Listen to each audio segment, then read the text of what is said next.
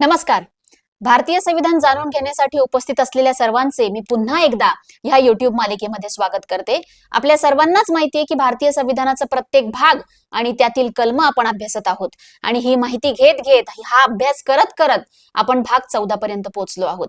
मागच्या व्हिडिओमध्ये आपण भाग 14 ला सुरुवात केली होती, ज्यातलं प्रकरण 1 सेवा हे आपण बघितलं आणि आजच्या व्हिडिओमध्ये आपण भाग 14 मधलं प्रकरण 2 लोकसेवा आयोग या विषयीची माहिती घेणार आहोत. तर चला लगेचच व्हिडिओला सुरुवात करू. तर भारतीय संविधानाचा भाग 14 जो आपल्याला संघ राज्य आणि राज्य यांच्या नियंत्रणाखाली असलेल्या सेवा याबाबतच्या तरतुदी सांगतो आणि त्यातलं प्रकरण 2 हे आपल्याला लोकसेवा आयोग म्हणजेच पब्लिक सर्व्हिस कमिशन याबाबतची माहिती देतो आणि ज्याचं विभाजन अनुच्छेद 315 ते 323 मध्ये समाविष्ट करण्यात आलं आहे, ज्यामध्ये आपल्याला लोकसेवा आयोग काय आहे, त्याची सदस्यांची नियुक्ती आणि पदावधी, त्यांना निलंबित करण्याचा किंवा पदावरून दूर करण्याची तरतुदी, विनियम करण्याचा अधिकार आणि पदे धारण करण्याबाबत मनाई, सदस्यत्व समाप्त झाल्यानंतर त्यानंतर लोकसेवा आयोगाचे कार्य, आयोगाचा खर्च, त्यांचा अहवाल आणि कार्याचा विस्तार करण्याचा अधिकार, असे वेगवेगळे मुद्दे आपण आजच्या या व्हिडिओमध्ये बघणार आहोत. तर अनुच्छेद 315 ते 323 या अनुच्छेदांचा मुख्य उद्देश की केंद्र सरकार आणि राज्य सरकारांसाठी स्वतंत्र आणि निपक्ष लोकसेवा म्हणजे पब्लिक सर्व्हिस कमिशन्स स्थापन करणे हा आहे. या आयोगाची निर्मिती अशासाठी केली गेली आहे की सरकारी नोकर भरती आणि अधिकारांच्या सेवा यावर कोणत्याही राजकीय दबाव असूनही आणि गुणवत्तेच्या आधारावर निवड व्हावी. म्हणून आपण बघतो की एमपीएससी यूपीएससी साठी बरेच विद्यार्थी हे कसोशीने मेहनत करत असतात आणि याच्यामध्ये कुठल्याही अधिकाऱ्यांची सेवा याच्यावर कुठलाही राजकीय दबाव राहू नये ही प्रक्रिया अगदी सोयीस्कररित्या आणि योग्य त्या पद्धतीने पार पडावी म्हणून लोकसेवा आयोग हा जो भाग आहे, हे जे प्रकरण आहे ते आपल्याला स्वतंत्र आणि निपक्ष आयोग स्थापन करण्याबाबतची माहिती देणार आहे. यातलं पहिलं कलम आपल्याला सांगतं लोकसेवा आयोग जे राज्यामधलं आणि केंद्रामधलं कसं असेल. हे अनुच्छेद सांगतं की केंद्रासाठी एक केंद्रीय लोकसेवा आयोग म्हणजे यूपीएससी आणि प्रत्येक राज्यासाठी एक लोकसेवा आयोग असेल. 2 किंवा अधिक राज्ये मिळून संयुक्त लोकसेवा आयोग ज्याला जेपीएससी देखील स्थापन करू शकतात. उदाहरणार्थ यूपीएससी म्हणजे युनियन पब्लिक सर्व्हिस कमिशन हे केंद्रासाठी असेल आणि एमपीएससी हे महाराष्ट्रासाठी असेल म्हणजेच महाराष्ट्र पब्लिक सर्व्हिस कमिशन. तर अशा पद्धतीचे लोकसेवा आयोग आणि केंद्रामध्ये आणि राज्यामध्ये त्याची विभागणी कशी असेल ते सांगणारा हे अनुच्छेद म्हणजे 315. त्यानंतरचा पुढचा अनुच्छेद म्हणजे 316 ज्यामध्ये सदस्यांची नियुक्ती आणि पदावधी किती असेल, अपॉइंटमेंट अँड टर्म्स हे आपल्याला सदस्यांबाबतची माहिती देणारा अनुच्छेद आहे.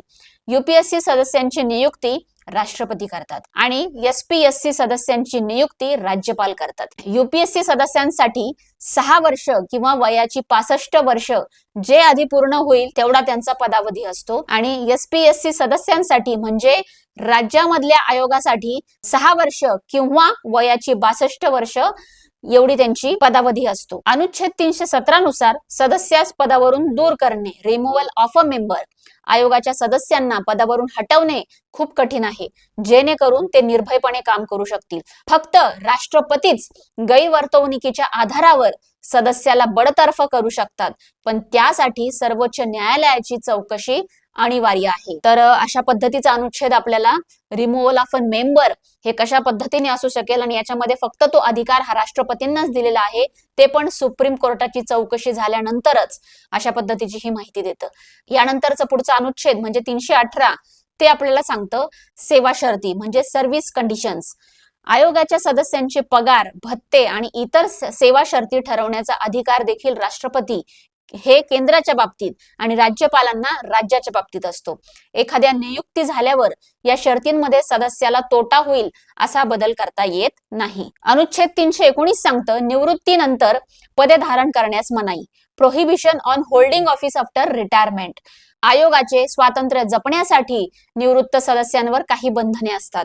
यूपीएससीचा अध्यक्ष निवृत्तीनंतर भारत सरकार किंवा राज्य सरकार यांच्या अखत्यारीत कोणतेही पद स्वीकारू शकत नाही, पण एसपीएससी म्हणजे राज्याचा अध्यक्ष यूपीएससीचा सदस्य किंवा अध्यक्ष होऊ शकतो, पण इतर कोणतेही सरकारी पद घेऊ शकत नाही. फक्त तो सदस्य किंवा अध्यक्ष होऊ शकतो, अशी ही मर्यादा आपल्याला या अनुच्छेदामध्ये बघायला मिळते.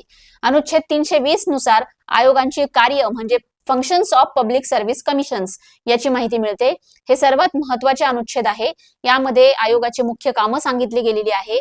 त्यामधलं सर्वात महत्वाचं ते म्हणजे सरकारी सेवांसाठी परीक्षा घेणे आणि दुसरं भरती करणे, त्यानंतर बढती म्हणजे प्रमोशन्स, बदल्या म्हणजे ट्रान्सफर आणि शिस्तभंगाची कारवाई डिसिप्लिनरी मॅटर्स यावर सरकारचा सल्ला देणे, ही इत्यादी महत्वाची कामं या आयोगाची असतात. आणि ज्याची माहिती आपल्याला, ज्याची तरतूद आपल्याला अनुच्छेद 320 मध्ये बघायला मिळते.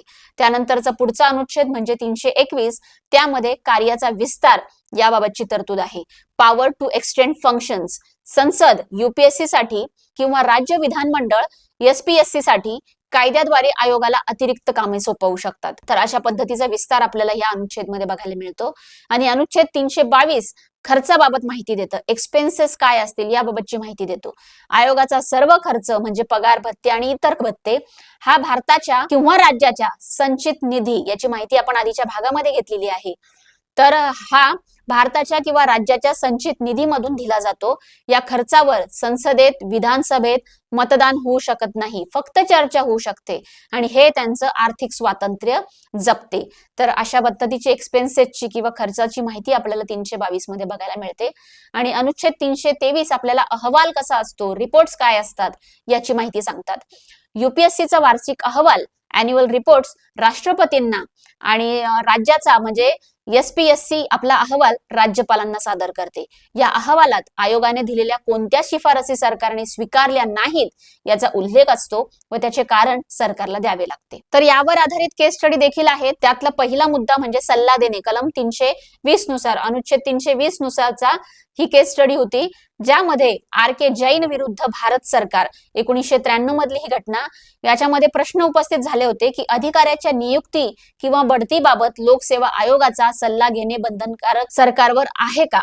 याचा निकाल देताना सर्वोच्च न्यायालयाने स्पष्ट केले की अनुच्छेद 320 अंतर्गत आयोगाची भूमिका ही सल्लागार स्वरूपाची आहे. आयोगाने दिलेला सल्ला सरकारवर पूर्णपणे बंधनकारक नाही, म्हणजे मॅन्डेटरी नाही. परंतु जर सरकारने आयोगाचा सल्ला मानला नाही तर तसे का केले याचे स्पष्टीकरण सरकारला विधिमंडळासमोर अनुच्छेद 323 नुसार सादर करावे लागते. यामुळे सरकारवर एक प्रकारचा नैतिक दबाव राहतो. तर अशा पद्धतीने आपल्याला अनुच्छेद 320 आणि 323 आपल्याला कशा पद्धतीची तरतूद सांगते ते या केस स्टडी वरून स्पष्ट होतं. त्यानंतरची दुसरी केस स्टडी होती, ज्यामध्ये सदस्याला बडतर्फ करण्याबाबतची घटना होती, ज्यामध्ये आपल्याला अनुच्छेद 317 हे स्पष्ट होतं. आणि जी केस स्टडी होती इंद्रे डॉक्टर राम आश्रयी यादव 2000 मधली ही घटना.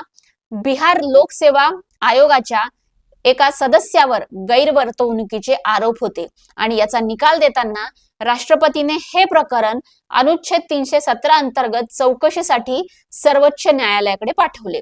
मग सर्वोच्च न्यायालयाने चौकशी करून संबंधित सदस्याला गैरवर्तवणुकीसाठी दोषी ठरवले आणि त्यांना पदावरून दूर करण्याची शिफारस केली. या अहवालाच्या आधारे राष्ट्रपतींनी त्या सदस्याला बडतर्फ केले. मग हे कलम किंवा हे अनुच्छेद 317 त्या प्रक्रियेचं एक स्पष्ट उदाहरण आहे. मग कशा पद्धतीने आणि कोणालाच बडतर्फ करता येतं आणि त्याचा अधिकार कोणाला असतो याची माहिती आपल्याला या केस स्टडीवरनं समजली किंवा स्पष्ट झाला असेल. तर अशा पद्धतीने एक महत्वाचं प्रकरण म्हणजे लोकसेवा आयोग हा आपण बघितला आणि याच्यावर नेहमीप्रमाणे मी 3 प्रश्न घेऊन आलेली आहे. त्यातला पहिला प्रश्न, युपीएससी सदस्यांची नियुक्ती कोण करतो. यावरचा दुसरा प्रश्न, अनुच्छेद 317 कोणत्या विषयाशी संबंधित आहे. आणि यावरचा तिसरा प्रश्न, अनुच्छेद 319 कोणत्या गोष्टीस मनाई करते. तर अशा पद्धतीने आजचा हा व्हिडिओ आपला लोकसेवा आयोग यावर होता. तर निश्चितच भेटूया पुढच्या व्हिडिओमध्ये नवीन भागासह, नवीन प्रकरणासह. तोपर्यंत लक्षात ठेवण्यासारखं एकच वाक्य आणि ते म्हणजे संविधानाची जाण, समृद्ध राष्ट्र निर्माण. धन्यवाद.